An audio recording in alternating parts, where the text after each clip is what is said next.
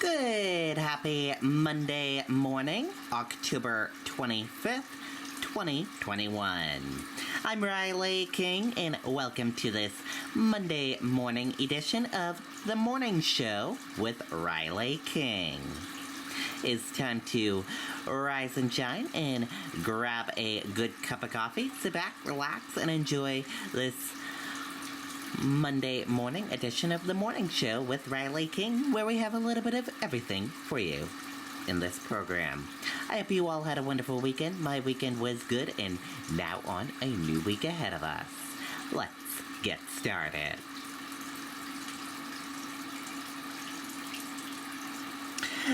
First up, tens of millions on alert as massive weather system take aim. Let's take a listen to that video from ABC News. I was under incredible stress. Couldn't sleep. Constant headaches. Told my friend and he said, We begin tonight with tens of millions on alert as two extremely dangerous and massive weather systems take aim. Part of the West Coast is in the path of what's called an atmospheric river, triggering torrential rain and potentially deadly flash flooding. The powerful storm is bringing high winds, already knocking down trees and causing power outages. Much of the rain is falling on communities that have suffered through droughts and wildfires for months, creating a greater risk of flooding and mudslides. And in the Midwest, another major threat. Forecasters warn of severe thunderstorms. There are already reports of tornadoes, large hail, and destructive winds. Tornado and flood watches are now in effect across several states. Rob Marciano is standing by with the track in a minute. But first, ABC's Will Carr leads us off from Sacramento. Tonight, tens of millions from coast to coast on alert with two dangerous weather systems taking aim.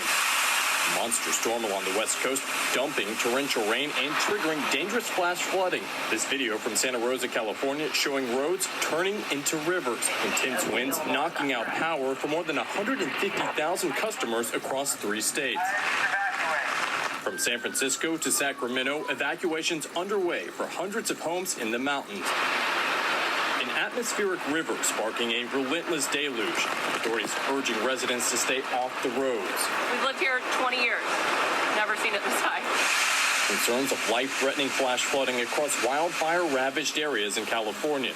This drone video showing a landslide in the area where the Dixie Fire ravaged over 950,000 acres. And tonight, a major severe weather threat unfolding in the heartland. Hail pounding northern Arkansas. Storms targeting Oklahoma to Illinois. At least 2 reported tornadoes touching down.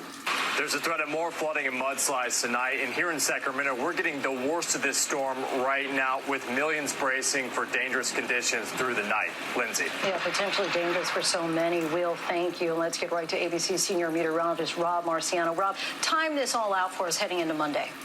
Well, Lindsay, this storm will go coast to coast, and it's a large, powerful system that rapidly intensified. The center, luckily, still off the coast, but that atmospheric river continues to pour in. Here's a satellite picture. You see it pinwheeling in there, and that dense moisture pouring into central California. Heavy rain and more wind tonight. Flash flooding likely and heavy snow, but only at the highest elevations. And we'll see another 5 to maybe as much as 10 inches of rainfall, especially across the mountains. So more rain, more flooding, more debris flows expected there.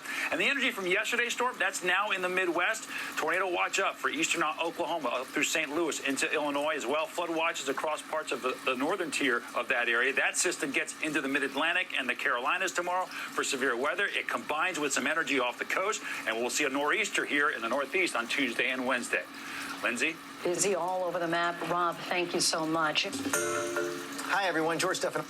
Okay, and there you go on that video and that report.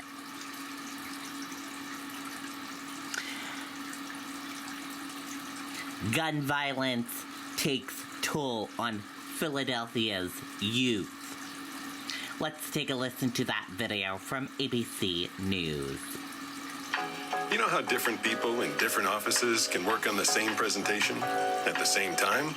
Bonnie. Gun violence in Philadelphia is taking its toll on the city's young people. One student likens his commute to high school to passing through a war zone. Some educators are listening and making efforts at honest conversations to improve the lives of their students. Here's ABC's Zachary Quiche. Tonight in parts of North Philly, the gun violence is so bad, just getting to and from school feels like a life or death risk for some students. They're walking in groups. They're looking for people to pick them up and take them to school. For the first time since '96, there are more than 400 murders in back-to-back years in the city of brotherly love. Why do we just live to die? Principal Leondo Dunn and others are coming to their kids' defense, demanding an end to the violence. It's like there is no way out of this. At Simon Gratz High School, 9 kids have been shot and killed in the last year. We had 3 students that we lost to gun violence in 1 week. Imagine the weight of that. You're a kid. I met with a group of students juggling environment and the understanding that education is the best path out. What's your understanding of what's going on around here in the neighborhood? It's very uncomfortable for us when we want to hang out with our friends that we have to look over our shoulders every day. I don't walk to school or walk back. My mom makes me drive. You still have to think about what can I do to make sure that I'm not in that situation, or what can I do to make sure that my future and my life are set so I could get out of the city. More than 80% of homicide victims in Philadelphia last year were black men. Dunn says what's happening at Gratz would be unacceptable in more affluent parts of the city. What do they not have in common is the color of their skin. And students should not have to fight to change systems that they didn't create, that they were born into, and that they exist within. It's not their responsibility to fix it. Lindsay, the CDC calling gun violence an epidemic and serious health threat. The students at Gratz telling me the football season was canceled not because of COVID, but because of crime. Lindsay? Zachary, our thanks to you. Hi, everyone. George Stephanopoulos. Okay, and there you go on that video and that report. U.S. Postmaster General tries to reassure Americans ahead of holidays. Let's take a listen to that video from ABC News. There are growing concerns over the supply chain crisis as we get closer to the holidays, and it's not just toys, shoes, and everyday staples. One woman waited for months for her wedding dress. Here's ABC's Deirdre Bolton. Tonight, this massive container ship catching fire just days after losing 40 containers during a storm. Rescue teams airlifting 16 crew members from the ship off the coast of Vancouver, British Columbia. New trouble in the supply chain crisis affecting everything from furniture to your wedding. These dresses ordered in January finally arriving this week. Calls are coming in every hour on the hour pertaining to shipping. Lindsay Merlo had to reorder her wedding gown after receiving the wrong one.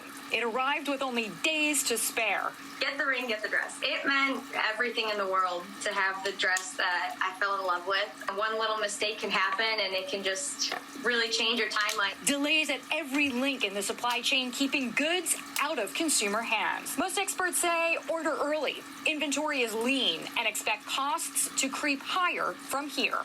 This holiday shopping season is unlike anything we've seen in the past. The Postmaster General, widely criticized last year, now telling the Wall Street Journal that with more seasonal workers and warehouses, the agency is, quote, going to kill it in this unusual year. Lindsay? Deirdre, thank you. Hi, everyone. George Stephanopoulos. Okay, and there you go on that video and that report. And we are going to switch gears now and let's go into weather. And here is a check of the weather for all of you for this Monday.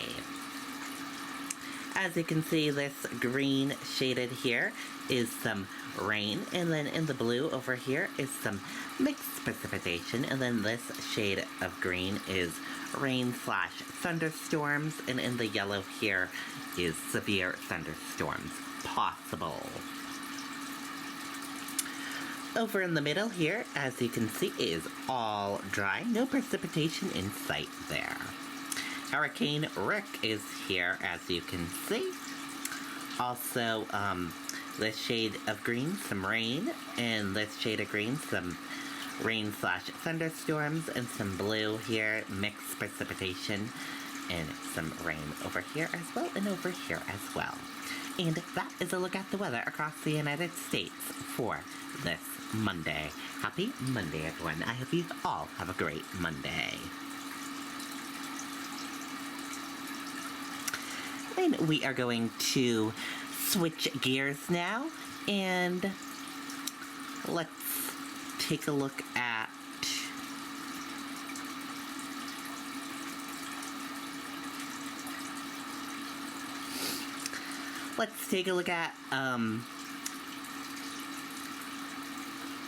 how you can do a Saturday self-care and fitness routine on the weekends. Let's take a look at that right now. I'll report with the New York Times. So I'm giving people a piece of myself. But how am I doing so far?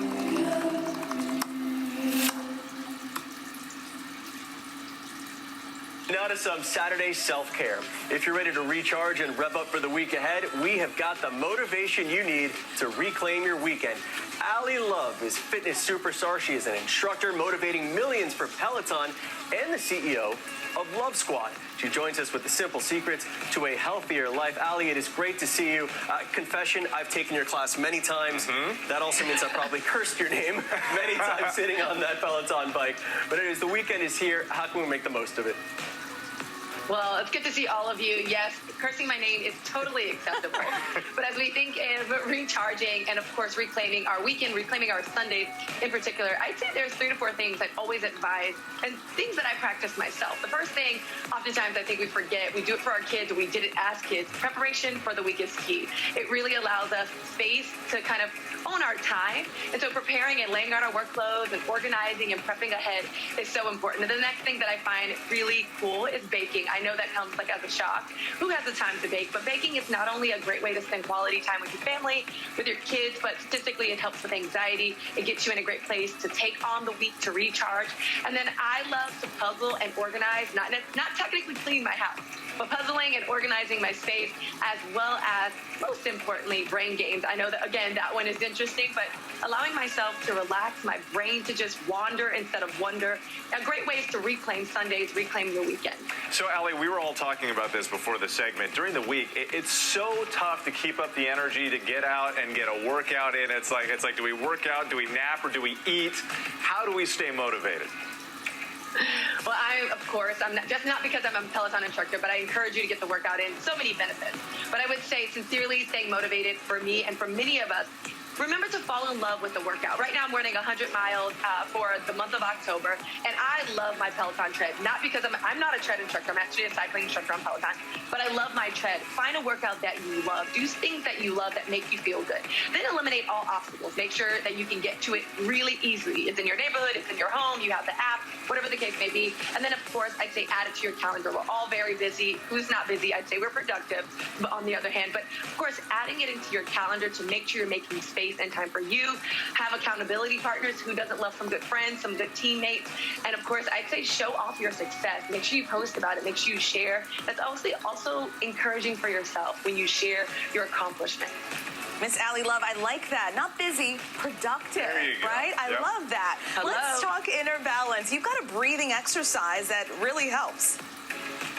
Absolutely. As you can see, my life is very fast. I speak very fast. I do many things. I am not busy. I am productive. But breathing helps me feel grounded, whether it's before a workout or after a workout, or even before a meeting. And I'd love to do this exercise with you. There are 3 types of breathing exercises.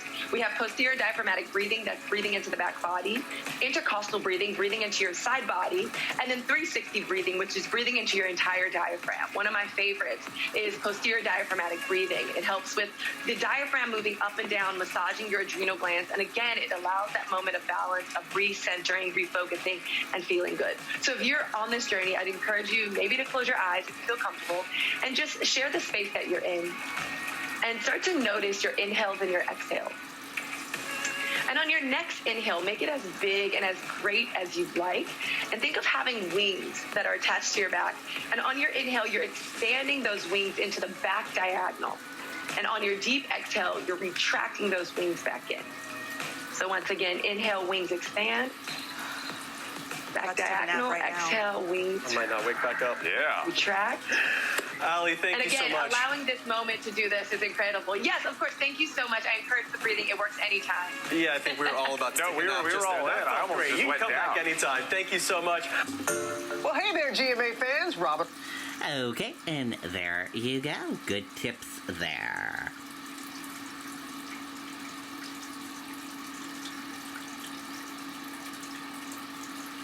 And we are going to take a look at this as well. Early Black Friday deals roll out aimed supply chain crisis. Let's take a listen to that video from today's show. Marcus by Goldman Sachs doesn't treat investing like a game. We have digitally managed portfolios backed by over 150 years financial experience. So, play games or have your money work smart. You can money. Well, it's not even Halloween. Christmas still 2 months away. Some stores, believe it or not, are already rolling out their Black Friday deals. The early start comes amid the supply chain crisis that could delay gifts arriving under your tree at Christmas. MSNBC anchor and senior business correspondent Stephanie Rule is here with more on all of this. Stephanie, it's so good to see you. So Peter and I have been joking all morning that we haven't even carved up our pumpkins yet, and yet these holiday sales are starting. Why are they starting so early? Put this into context for us. Well, you two better get on it. We've all talked about it every day. There are all sorts of supply chain delays, shortages across the board, and that's causing shipping delays. So if you need something quickly, you want to be sure you're getting it now. Stores also realize that they could end up with a log jam come later December, so they're trying to offer promotions now to get people in stores, and demand is up. We're seeing retail sales this year up 14% higher than where we were last year. So the consumers want it as well as the stores. So, Steph, walk us through this. So if you don't get a head start right now, what's the risk to waiting? Listen, if you want something very, very specific, you don't want to wait. This year, Hanukkah is almost a month before Christmas, so you've got that demand. And if you've got kids who want those hot, hot items, the Baby Yoda, the Tamagotchi Pix, the Nintendo Switch, you want to be sure you get on that now if you want something very specific. Now, it doesn't mean there won't be sales. There will be sales. There will be promotions over the next month. But you have to keep in mind, just because something says sale doesn't mean it's suddenly a great deal. Do your homework, especially for big ticket items. Look at how they were priced last year, because things are more expensive. Yeah, that's a good tip. So just give us the bottom line here, Steph. What is on sale now? And if you think about it, what's worth buying early? Okay, remember, the big box stores, the big stores, they're always going to have those big Black Friday sales. That's when you see the big electronics items. But those big stores, they started it last year. They're doing it again this year. Amazon starting their Black Friday deals already October 4th. Target did it. They started it October 10th. Lowe's, October 28th. You have a little bit of time. Walmart, November 3rd is when they start their deals. And if you're a Walmart Plus customer, you can even start getting those deals a few hours earlier. And Steph, your shopping strategies, what are you recommending to folks? Okay, no, every retail store I cover is going to complain as soon as they hear this come out of my mouth. Buy less this year. All of us have spent the pandemic cleaning out our garages, cleaning out our attics, cleaning out our basements. Do not buy a ton of stuff so you can fill those places up again. Narrow your list down and also get creative. Make this the year you are making something. Get crafty. Go consignment. Right now, I'm wearing something from Shop Repurpose, a consignment store. If you shop local also, your mom and pop store, remember, they have struggled to pay up for labor. They can't compete with the big box stores. It's hard for them to deal with shipping delays. So if they've got things you like in their stores, try to support that local business. Yes, Steph, for your purposes, blues usually look good on me. I'm often a large. And more about that a little later. Have a great time Extra and good large, holiday Peter. shopping to Extra. you. Yeah, no doubt. There you go. Have a good weekend. I'll be hitting the stores after this show to start shopping for you. Hey, thanks for watching. Okay, and there you go. Good tips there.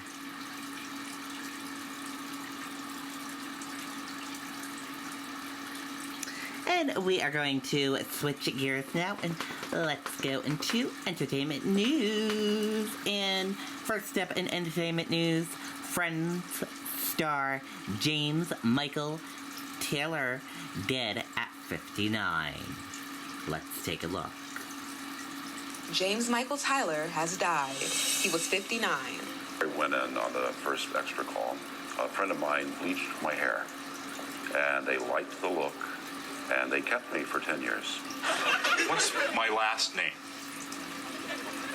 Central Perk. The Friend star's death follows a 3-year battle with stage 4 prostate cancer. In a statement, a rep for James says the actor died peacefully at his Los Angeles home on Sunday. James is survived by his wife, Jennifer Carno. I'm sorry to say that I'm not appearing today with you to announce that there's going to be a Friends movie. James opened up about his diagnosis for the first time earlier this year. Actually, I'm here to let you know that in September of 2018, I was diagnosed with advanced prostate cancer, which had spread to my bones. The actor was best known for playing Gunther on Friends, the cast's go-to barista at Central Perk. No, it's okay, right, Gunther? Don't look at me. James took part in the Friends reunion special for HBO Max in May. Ladies and gentlemen, please welcome James Michael Tyler. It was the most memorable 10 years of my life. Honestly, I could not have imagined just a better experience. All these guys were fantastic. It was just a joy to work with them. The following month, James revealed why he appeared virtually for the special. You know, I didn't want it to be like, oh, and by the way, Gunther has cancer. You know what I mean? My goal this past year was to see my 59th birthday. I did that. He went on to say that promoting prostate cancer awareness was his life's new mission. Next time you go in for just a basic exam or your yearly checkup, please ask your doctor for a PSA test. Over the years, James opened up to ET about becoming part of the Friends phenomenon. Do you remember back in the audition and all that? Was there an audition? No, I actually started as an extra. So for a year and a half, I was coffee guy. It was a happy accident, I should say. What's your birthday? May 5th. I'm just making a list of people's birthdays. Oh, mine's December. Yeah, whatever. Yeah, I guess I just had like the right weird hair and just kind of fit in the coffee house. So kind of like the guy behind the counter, and they eventually kind of expanded upon that. Yeah, it's hard to get through a day sometimes. I mean, because they forget, okay, we got to get to work now, let's stop joking around. Probably my number one favorite. There was an episode where they had Rachel was doing the crossword puzzle. I did it! Oh, I finished it! I did it all by myself! And there's nobody to hug!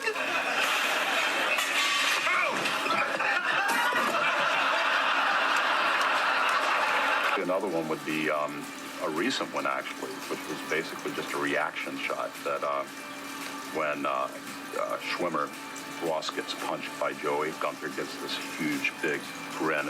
We had a hard time getting through that one. When a fist comes at your face, you duck. Look. Oh! What is the matter with you? It's a blast. It's probably the best time of my life.